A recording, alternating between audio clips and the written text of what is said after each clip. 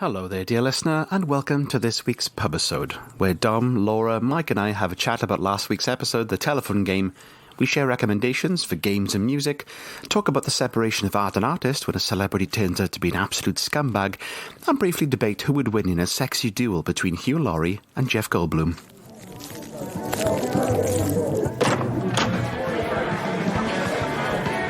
And here we are sitting in the Night Fever Club, which is one of the first places to be shut down during COVID due to an unfortunate misunderstanding about what the club is actually all about. Taking a quick break after our escape from the disco booth to have a drink and a chat about the room what we just did. But first, it's my round, so who's drinking what? I will. So I'm wearing a King Goblin t-shirt from Represent. Richwood Brewery. I'm now also drinking King Goblin from a Hobgoblin pint glass. I've just discovered a Hobgoblin coaster. So I'm full on hobgoblining it. Yeah, Which people brewery? who can't see Dom, he's actually a goblin as well. So he's very much on brand. He's just dressed as Jareth from the Labyrinth. Just the codpiece. Yeah, dubious codpiece included. I learned recently that he deliberately stuffed that codpiece. It was a design choice to have the biggest package in 80s cinema. That sort of gives some mixed feelings looking at that. In your formative years, That's what we're lacking from family films these days. They used to always put something in for the parents. A massive dick. Yeah, I'll go to the cinema if I mean there's going to be. Yeah, now they just wheel John Malkovich out in front of the screen whenever they want to put a massive dick on telly. But that's just Hi-yo! that's my bias. That's my issue. I've got to Tagged at John Malkovich. Fuck you, John. You've done nothing to me, but I hate you. Is he going to tweet us in a few weeks, what's putting with a the tray of Malkovich Yorkshire puddings? I like Malkovich. That's a separate episode. I haven't got time to go into it. I'm gonna build a full on being John Malkovich room now, and you're gonna be the only person in it. It's gonna be 3 hours long. If it's possible to commit Harikiri in an escape room, I think that'll be the first time it's going to happen. Please no, not John Malkovich. Delicious. I can't get into single malt. I need to find one that's quality enough that I won't feel sick. One of the best distilleries around near you, Penderyn. Penderyn Gold is so smooth. Yeah, I've never tried it. Whenever I've tried whiskey in the past, it's been just death for me. But maybe all whiskey, all whiskey that I've tried, which isn't that many, but like just not been good. Scotch, or do you include bourbon in whiskey? I wouldn't be able to tell the difference, to be honest with you. I don't know what it was that I was given. This is in a pub in Merthyr in the early 2000s, so who the fuck knows? That could be anything. Yeah. Oh, Jesus. Could be run off from the tap. It's just paint thinner and spit. They've got a bath in the. Depending on what pub you were in at the time, it could be literally anything. Isn't whiskey normally brown, boys? This is clear. Just chuck some OXO cubes in it, it'll be fine. Sounds about right. Again, depending on what pub you're in. Beefy vodka. But you'll still get change back from your tenner on a round. You would. Oh, yeah. It's very cheap. It won't cost you much. You do get what you pay for. Cool. I'm drinking rhubarb flavoured sparkling water. Ooh. Because I'm still under designated driver status for another couple of months. The discerning choice. Rhubarb flavour, though. That's posh. Yeah. I mean, what's going to be your first post-baby tipple? I don't know. Something wine related, I imagine.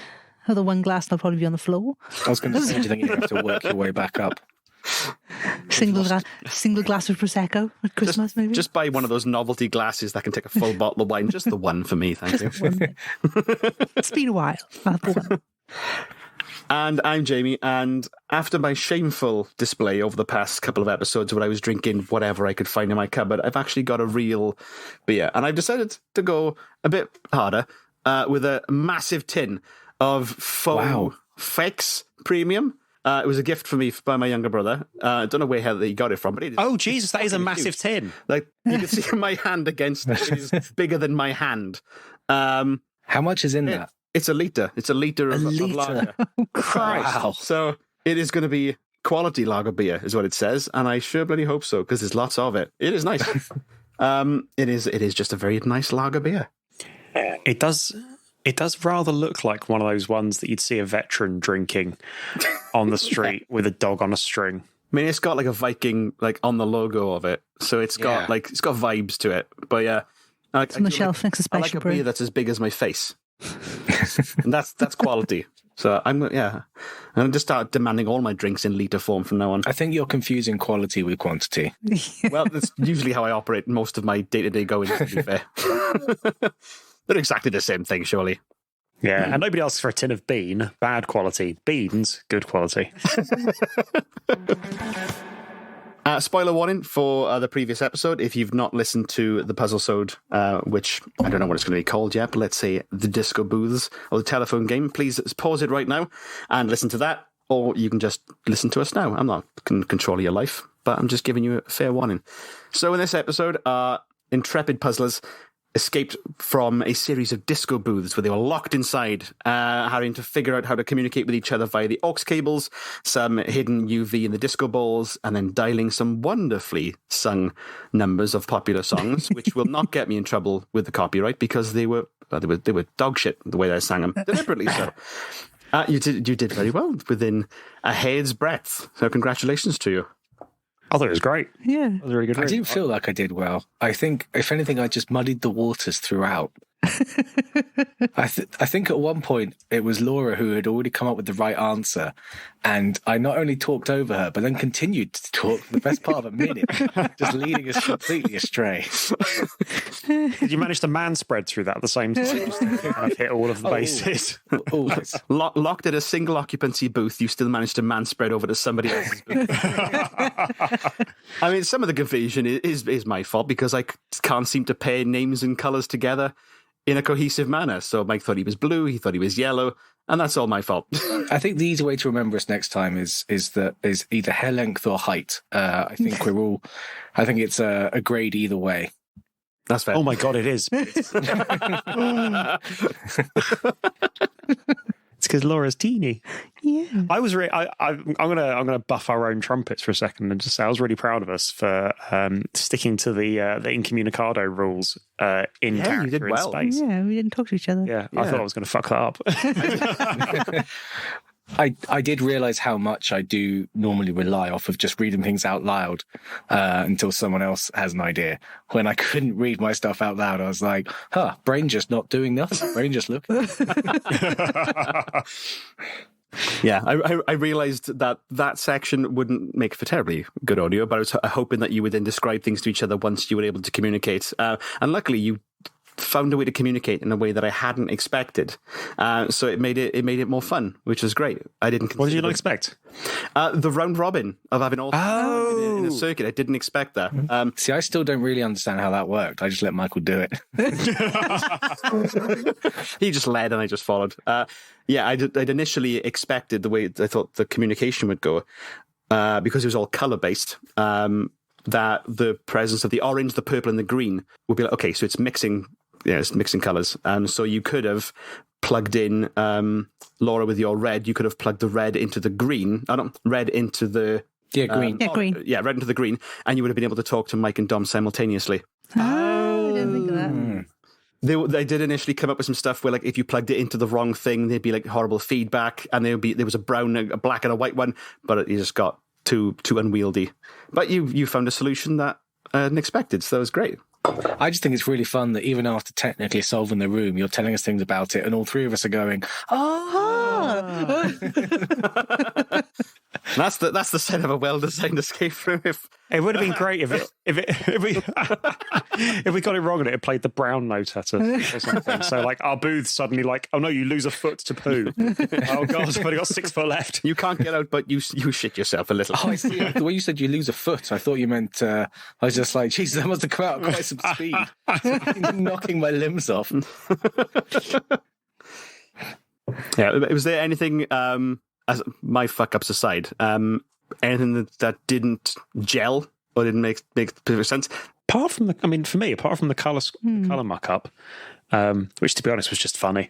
No, not really. I mean, definitely, we all got a little bit. We all tried to do the maths, and it was like, oh, we didn't need to do the maths. Thank God, because I was not confident in my maths. If I did the maths anyway, I wasted quite a precious seconds doing I did the maths right, though. I thought I got it wrong, but I checked it. I did the maths right, which is... Oh, I cheated.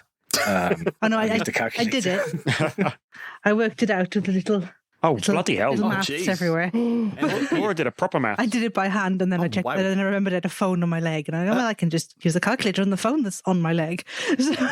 As someone who's notoriously bad at maths in escape rooms, I would never dream of putting maths into one of these episodes. I'm I'm going to put terrible maths about into the John Malkovich episode. Oh, no. Oh, no. I'm suddenly sick that day. Multiplying John Malkovich. Yeah, and I got a bit bogged down as well because I realised that like the number for blue had enough numbers for letters, and I was like, do I have to try and work this out now? Is he going to say something different? But then the boys worked it out, and I didn't have to say it out loud how wrong I was. See, I did flag that the numbers matched the colours. You did, yeah. And then I thought, oh, but we've actually we've already solved that bit. So good, I don't need to try and work that out. So I was like, oh, we managed to skip a stage.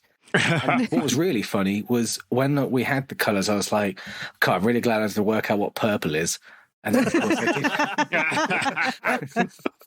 Whoops. Oopsie. Yeah, I did one tiny other additional fuck up where I was meant to say that one of your booths, when the UV light came on, that the letters, the triplets of letters under each number, you could see glowing. They were scratched in, so you'd get an earlier clue that the numbers and the letters were connected. Right. I think then soon after then, Dom, you twigged that it was the letters and the numbers were mixed together. So then I just quickly added in that little keypad picture into the chat for you to go, yeah, you figured it out. Cool.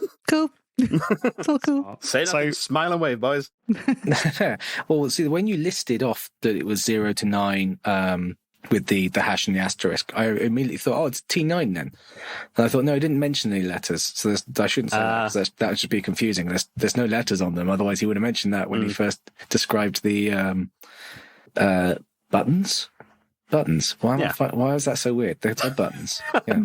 That's what phones generally That's what they are. Or are they keys? Are they keys? It's a key. I mean, also the T9 does sound like old BT phone booths, so like a very early precursor to the Terminator.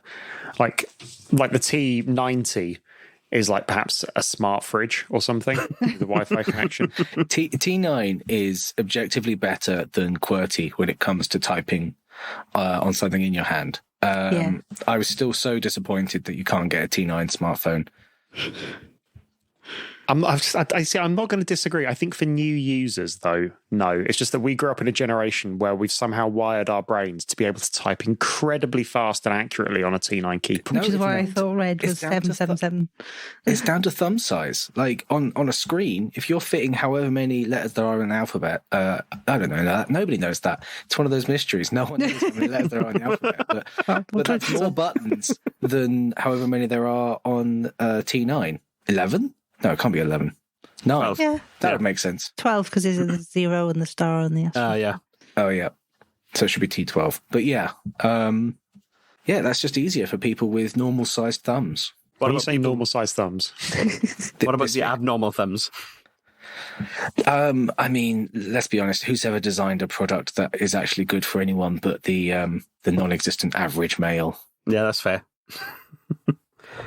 To those guys, you fuckers. Yeah. Same guys. To next, for making trousers that fit me. Hello, I would like one pair of man pantaloons, please. Thank you, sir. Yep. Generally how it works. Literally how it works. Jamie, I've got a question. So, what was like because there's always with a Jamie, there's always some like bit of hidden lore or something in here. Have you had disco fever?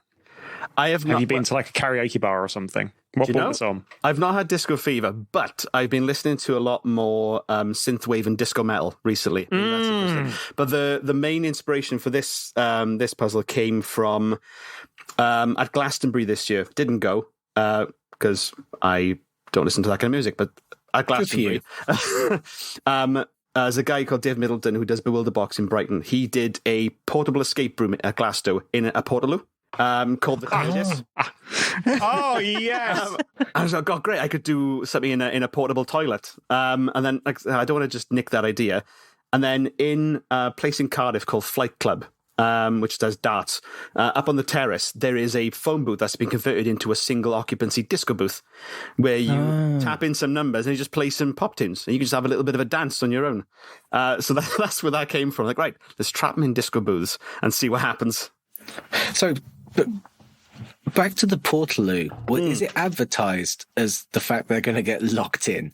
Because if I was in a festival Portaloo and then found I couldn't leave, I think I would kick a wall off. Well, luckily, from what I've seen, the people that go in know that it's an escape room, first of all. And do they poop in there? They have to chant before they go in as a form of waiver the words, "This is not a functioning toilet." And they have to chant several times just to make sure they understand fully before they can go in. Because I think most festival Portaloos aren't functioning toilets after the first day. Yeah, that game would not survive 6 hours of download, let alone a full week. Because those toilets were a goddamn mess this year. They were people are animals. I went in 2008 is when I went to download, and they were just as bad then. It was they were guys peed up against the Hessian sacks because they couldn't be bothered to wait for the Portaloos, not realising that the Hessian sacks were almost like a one-way mirror facing onto the disability ramp, so people in wheelchairs at crotch height were getting a fantastic look at just a line of dicks on the way to the stage. So that didn't stop them, it just encouraged them more. Animals. I've been to an escape room where they've had to give us that disclaimer as well. Don't poop in here. Yeah, literally. It was it's the one in Canterbury. In fact, I'm going to get the name. You'd think they'd all have that sign just to cover their backs. Even if there's not a toilet in there. Yeah, exactly. Like, please especially if there's not a toilet in there. Please don't shit in our escape room. Oh, there we go. It's Escape the Towers. We don't escape from your toilet. You don't shit in our escape room. It's Escape the Towers, which is great. It's built into an actual old jail in the old part of the old kind of gate to the city. And it's amazing. It's a really awesome room. Lots of kind of original components in there and lots of sort of cool 19th, 18th century sort of gubbins and bits and bobs in there. But also in one of the cells, because it was actually a cell, it has a lovely little toilet, which is basically a hole. They very carefully took one look at me and John and went, okay, so we have to say this to everybody, but we're really going to say it to you too.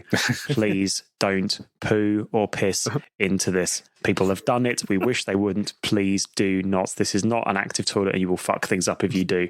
And you look at it, you're like, I wasn't thinking about it. But now, if anything, my bum is just like, do it, Michael. Hell out of Yeah, literally. Like he said it and I was crowning. So they said we say this to everybody. Is that in the same way that the TSA just randomly screen people? That it's not a pattern there of certain individuals. They go, hang on a second. They've spotted the poopers. These look like a pair of shitters. Well, funnily, so we had done their other room previously, which is their absolutely incredible and cinematic air defences one built again into the towers, and with a load of old World War II AARP equipment, which is amazing. But yeah, John and I were so bad at that that actually, if I saw me coming again, I would really have been like, yeah, don't shit on this.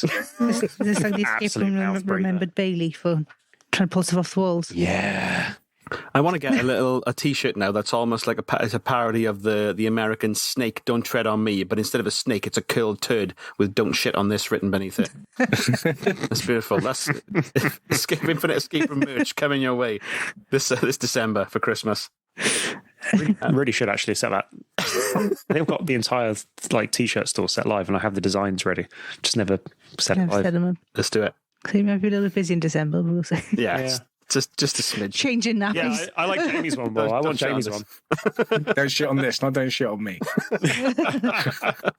But I created the basic concept of this puzzle maybe 2 months ago, and just sort of had it parked and assumed that I'd finished it, and then it came to a week ago. Oh fuck. Oh, this is just an initial concept. Oh, right. How the fuck is this going to work? I'm kind of committed to this now. So any inconsistencies you see in the puzzle are probably due to that scatterbrained approach to design. So the accent, was that... That, I've been watching a lot of Auntie Donna recently, which is fantastic comedy trio from Australia, and there's the one guy, Broden, Who isn't from Australia? Oh, he is, unfortunately, from my accent. But yeah, that's his sort of thing. All right, boys, are the bloody hell are you cheeky boys? Are you fucking doing? And I wanted to do a bit of that. I did toy with a number of accents, saying it on my own in the car over the weekend to see what fit, and I sort of settled on that. I think it feels like you settled on toying with a number of accents during the actual delivery. Oh, that's definitely true. I think it kind of, I would say, like they say, I found my rhythm halfway through, but no, I think I just went off piste a little bit more. I can't mock any accent I try will travel around the continent in the space of one sentence. So I'm the man of 1,000 voices. The trouble is they happen simultaneously. So, karaoke song of choice then, Jamie? Ooh. It depends on how much I've had to drink. Initially... I say enough to really go for it. Okay, so my opener would be Bare Naked Ladies 1 Week. That's before... that's what I've had, like... 2 pints. That's hard to do after drinking too much, yeah. Well, yeah, after 2 pints, enough courage, but I could still, like, move my mouth in time with the songs. Once I'm about 6 or 7 deep, then it's Electric Six's Gay Bar all the way. Nice. Oh, tune. Absolute fantastic. And then at the end of the night, once the karaoke's finished, then trying to lead everybody in a rousing rendition of How You Remind Me by Nickelback. What an interesting choice. Or Hero with Chad Kroeger and yeah. that is From Spider-Man. yeah, if you want to distill nostalgia and just put it into 3 minutes, that song, oh good god, it's beautiful. Who knew anybody would appreciate Chad Kroeger? Definitely not Chad Kroeger. No, get me drunk enough and you'll see. I kind of feel like we should. I kind of feel like we all need to now. Yeah, I don't karaoke. You don't karaoke? No. I don't karaoke either, but you've got to have that one that you'd do if you had to. Nope. Nope. I sing along to yourself. Sing along to myself or sing along in the car, yeah, but I don't karaoke. And I didn't sing along What's your karaoke? What's your karaoke song then? wherever's on the radio. Doesn't matter. I just sing along with the radio. It's just really messed up. It's usually a bit of NWA, isn't it, Law? It's just windows down. Fuck the phone. Underground. Fucking hydraulics on the car. Just Yeah, it's just Laura bops out of the car. She's like, "Oh, cash rules everything around me. Cream. $1 bill, oh." You sing that to yourself. And I'm conscious that's not NWA, by the way. Yeah. That's Wu-Tang. No, it's the Wu-Tang Clan. Okay, what about you, Dom? What's your karaoke song of choice? So there's a fantastic version that's floating around for a few years ago. When I heard it, I can never really look back. Someone changed "Don't You Want Me" by the Human League so that "You Were Working as a Waitress in a Cocktail Bar" is every single line. So if you think about it in your head, you can that line fits the entire song with a little bit of creative work around the bridge, and then of course it does work. Version, I was working, and it's just no one sees it coming because it's the first line. And then it's just the first line and it's so much fun to do. Oh, as that's well. it. I love it. And you can do it as strong as you want because it's just one line. You don't need to try. You don't even need to be able to read at that point. I love it. It's like there's a band I heard years ago that would sing the lyrics of "Don't Stop Believing" over the top of "Enter Sandman," and I've always wanted to try that at a karaoke, and it worked really well. Some like a little bit of creative license. I'll send you the band that did it, and it was like, you know what, fair dues, guys. That's pretty fucking cool. I'd probably get bottled if I tried it in a karaoke bar like around here, but still, it's worth it. How about you, Mike? What's your karaoke song? Tribute. Tenacious D tribute. Yes. Absolute banger. And that's very true, yeah. Yeah. The more drunk I am, the looser my throat is. So the better I do with it. That's That's a statement. Well, okay, no. The louder I do it, the louder I do it. That's one for the LinkedIn bio right there. That's one just to snip on out of that audio and reuse many times. That's going to be the entirety of next week's Previously. Just that. just on loop. I might even just take that. I mean, every time like Mike says something in the puzzle episode, it's just that.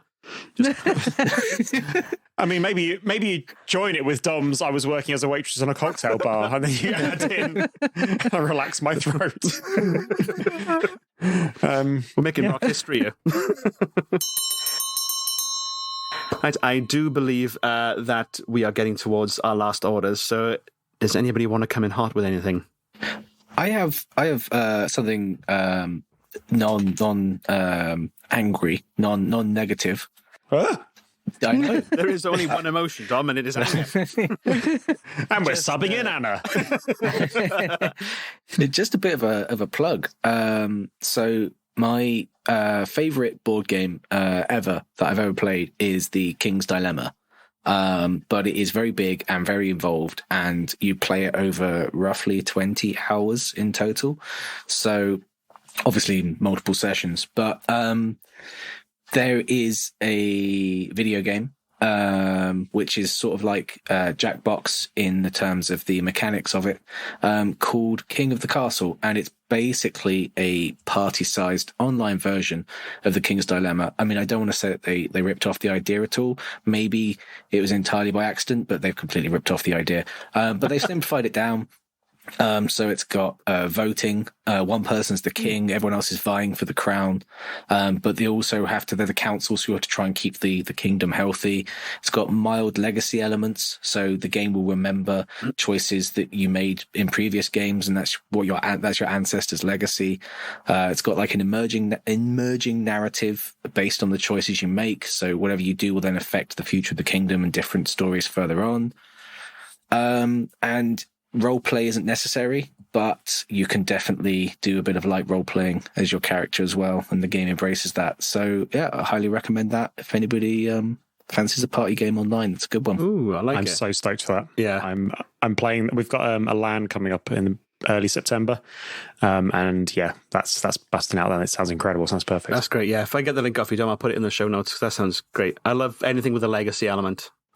Really the legacy element is pretty much limited to, it will refer to historic choices made by other previous players. But yeah, it's fun having that. And when your character dies, which they can do during a game, you will immediately come back as whoever it is the second, which is nice. Technically legacy. Yeah, I dig it. I dig it. That's really cool. What would you got? What are you coming out with, Mike? I was gonna come up with a plug as well. Just kind of a recommendation, really. So, Laura and I like to have a bit of music just playing in the background at work when we're, at home, working from home, working. It used to be BBC Radio 6, except that, sometimes it's got a really cool eclectic music taste, but sometimes it's a little bit too eclectic even for us. It will just be like two dogs banging pans together, and you're like, cool, an hour of this, and then Craig Charles. Cool. The second album was amazing. yeah, and you're like, Craig, I love you so much, but you're talking horse shit here. This is just two dogs banging pans. Got to hear it on vinyl, otherwise it's not worth it. Found this really cool thing, FIP, Radio France FIP. Just Google it. You'll go to a radio station, and it is just fantastically cool. It's a really lovely selection of music. It's really varied, but a lot of it's kind of quite easy listening. It's from all across the world. And best of all, it's got these wonderful French continuity kind of announcers who just kind of bubble away in French really nicely. It doesn't really engage your language centers too much. It doesn't really, unless you're French. Well, unless you're French, obviously. But, it kind of doesn't sort of pull you out of whatever you're doing, but it's just kind of like a nice background burble. The occasional song is hilarious because there was this expletive-ridden rap that was on the other week where they rhymed diarrhea with gonorrhea. I mean, that's... And I was just like, well, this is played in full because it's not a French radio station. They don't really understand what's going on, but I'm disturbed. I mean, what else can you rhyme? This was great, with, but I'm disturbed by this whole thing. And so Michael told me about this, and I haven't been using the main channel, but it has different channels for different genres, and I've stuck exclusively to the metal channel because they will go anything from sort of blue cheer all the way up to some crazy shit that came out last year. And it's just, you never know what's coming next. And like Laura said, they keep all the swearing in. And it's really nice to have some metal radio that's reliable. I like it. I will definitely check that out. Since we're recommending different radio stations, one that I've been listening to recently is Epic Rock Radio. I think it's a Canadian station, and it's just all symphonic and power metal and prog metal. And it is Nice. banging. I've discovered quite a few new good metal bands from listening to Epic Rock Radio. That's going to be our tomorrow, I think. I've been listening to Blind Guardian lately. Nice. I imagine they're a staple of that sort of thing. Did you ever Blind listen Guardian? to Demons and Wizards, Dom? Only the ones in my cupboard. They were a collaboration with from Blind Guardian's lead singer and Iced Earth. Okay. But then they dissolved when Iced Earth dissolved because the frontman... The sun came out. Hey! Hey, the frontman for Iced Earth was photographed storming the Capitol on January 6th with a weapon and has since gone to prison. That's the problem with the more fringe metal bands. I mean, don't look into the history of Dragon Force, for example. Oh, no. Because it'll ruin your fun of playing Guitar Hero. Oh. But yeah, you never know who stabbed a guy, who burnt a church, or just straight up murdered a child. That's the problem with the metal scene. You never know. Yeah, and they get such a bad rap, It's not good. Yeah, I don't really like. Yeah, rapping metal's not for me. Oh no, new metal. A certain nostalgia for Limp Bizkit. Yeah. Sounds as bad as the pop punk scene where they're all taking underage girls on buses. Oh, are they? They're all at it. That's why you often see the lead singer changing or the guitarist is changing, because it's all teenage girls at a pop punk gig. Yeah, 14-year-old girls. There's a song came out about it. I can't. Was it a pop punk song? There was a female artist sang about having underage girls on your bus and having their bras hung up everywhere. Oh wow! I can't remember what it's called. It hasn't long come out, but I have to find it. And what's his name from Bring Me the Horizon pissed on a girl because she wouldn't fuck him. Oh wow! If we're just slinging stuff around now, cut that one out. I thought the neck tattoos were a dead giveaway that he was a bit of a twat, but that just I thought you were going to say for me. With the neck tattoos, I just assumed he was a straight up guy. Good taste, good decisions. So Laura's just found it. It's Scene Queen. Ooh. It's 18 plus. The song is. Jesus. All right, this is a PSA to all musicians that are listening to this podcast. Just fucking stop. Just stop it. Just play don't stop the music. Yeah, just play music and stop fucking about. Don't storm any capitals. You're not that special. Being a fucking predator. Because it really sucks when you love music or art or film or whatever, and then the creator turns out to just be a terrible person. Yeah. I always think, am I still allowed to enjoy the art if I'm not even giving them money? Yeah. Or am I therefore being? But everyone's a little bit shit. All right, so let's extend the PSA. Musicians, movie makers, artists, just anybody, just everyone in the world, just fucking stop. Just stop. ego. Make good art and stop being a twat. Hugh Laurie could unleash a bioweapon, and I would still love him. Well, Hugh Laurie could unleash a bioweapon while fucking me in the ear, and I would be like, if Hugh Laurie was able to unleash a bioweapon, you'd be moderately impressed at least. Like, I didn't know he had it in him, Fair dues. No, but then nobody saw that, amazing jazz coming either, and it can't be denied. Hugh Laurie's a jazz man. Yeah, released albums. Fantastic jazz pianist. Really? Yeah. Oh, wow. Yeah. That's surprising. Exactly. So no one will know about the bioweapon, but everyone will be like, "Wow, good for him." I want to see Hugh Laurie and Jeff Goldblum do a jazz duet together. No, I wouldn't want a duet. I want a duel. Dueling pianos. A jazz off. Yeah. Oh, that is one letter away from an exciting Saturday afternoon. Well, that's a poster that would be graffitied around the world, wouldn't it? Hugh Laurie and Jeff Goldblum, jizz off. It would be though, wouldn't it? Who do you reckon's got more in them? I think Jeff would win. Well, Jeff Goldblum's definitely got more coming. So. I don't know. I feel Probably his own. I feel like Hughes is. But Jeff's got more style though. As he's going, he'd be doing it hands free. I feel like Hugh Laurie's would be quite potent though.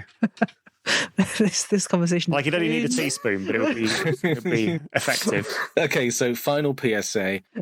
Just stop it unless you're Hugh Laurie or Jeff Goldblum. Do more. Do whatever you want, guys. You are untouchable. Yes, there's one thing I'd like to mention as well is anybody listening out there who plays the game Escape Simulator, they've recently announced, like yesterday, that they've implemented a versus mode on their game. I play the game fairly frequently. It's usually nightly that I'm playing Escape Simulator, in between bouts of Minecraft and now Boltgun, which is Amazing. Yes. Fucking the soundtrack Yes, on that is Jamie. incredible. But it's Escape Simulator now do a versus mode and random multiplayer as well. And I put the feelers out on our Discord chat for Patreons only. #subscribe. And there seems to be some appetite for people to want to play against us. So how does that work then? So you build a room and then compete to see who can solve each other's rooms first? I think the way they've done it is they've got rooms now that are the same room replicated, like duplicated, except So it's a race. except for the final bit at the very end, which is like maybe a button you slam or something like that. So, and yeah, the multiplayer works on that. So if anybody fancies having a game of Escape Simulator with us, tweet us, Facebook us, Instagram us, DM us, email us, whatever. Let us know, and we'll try and make something happen. Could be fun. Laura and I'll be there as well. Yeah. Oh, yeah. Because I can't solve escape rooms without Laura. No, wait, you're normally the memory. I'm not, yeah, but you're the memory in this relationship now. Oh, no. Ha, ha, ha. I've become a perfect being. I'll still write in all the pockets while you try to overcomplicate things. To something. Transcended. I do believe that is almost time for us to be leaving the pub, unless anyone has any closing thoughts they would like to share with the group. All good, just props for Bolt Gun. Smashing game. Yeah, it is. But actually, I still have Doom on the PS1, so why would I need to? The gameplay's a lot more fluid, even though the graphics look like Doom. Don't you dare say a word against Doom on the PS1. If you in Doom, can you power vault over several enemies and then chainsaw someone in the face, spin around within a millisecond, and shoot somebody else? No, but that sounds stressful. All the while, With an excellent metal Original soundtrack. Doom is that it's essentially turn-based. I want. Yeah, that's fair. I want to find the soundtrack for Bolt Gun because it's incredible. It is. It's so good. But we shall chat about Bolt Gun another time. So we shall see you next time when we're escaping from a mysterious haunted phone line. We love you lots, and we'll see you next time on the Infinite Escape Room. Bye-bye. Bye-bye. Bye-bye. So is it chips on the way out? Chips with a monumental amount of garlic sauce. I want it to seep from my paws like an illegal amount. Can you lactate garlic sauce? That's my goal in life. Oh, a Sam's fried chicken. Yeah, and all about a filthy chicken burger. Yeah. I could go for some chicken. Nice.